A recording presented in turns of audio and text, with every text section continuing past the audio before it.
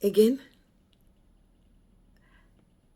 I'm Kemi Emmanuel, author, publisher, minister, speaker, mental health practitioner.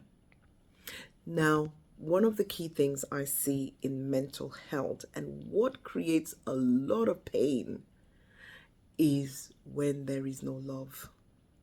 Either love that a parent is supposed to have given to their children, and the children feel that they've not been loved. As a result, when they grow up, they start to develop anxious attachment feelings, or they start to feel like they are not wanted in life. They feel rejected, and because of that, it then leads to low moods. It leads to depression. Very common, leads to anxiety.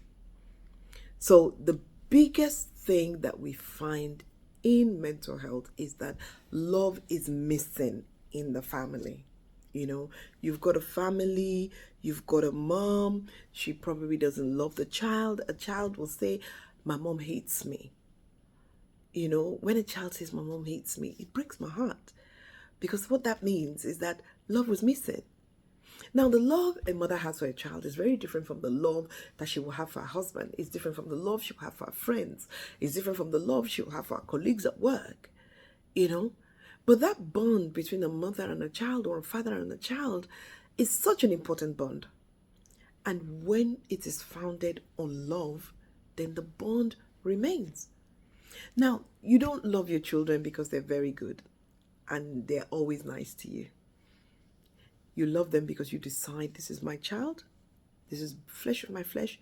If they're not doing well, I'm going to pray for them to improve. Because I always say to myself, if anything happens to my daughter, especially when we have an argument, if anything happens to her, I'm still the one who's going to pick up the pieces. Who's going to pick it up?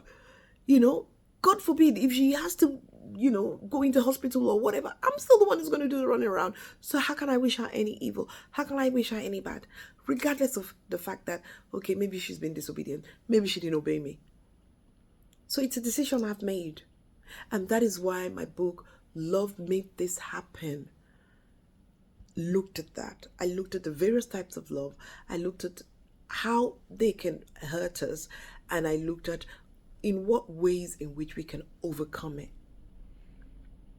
And one of the key things that helps us do that is to make love a decision.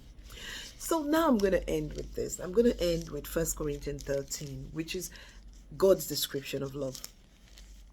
He says, love never gives up. And I'm reading from the Message Bible because, it's quite interesting. It's the American version, I think. And it's very interesting. He says, love never gives up. Love cares more for others than for self. So love is not selfish. Love doesn't want what it doesn't have. Love doesn't strut. That's what the Message Bible says. It doesn't strut. I don't know. I'm not sure exactly what that means, but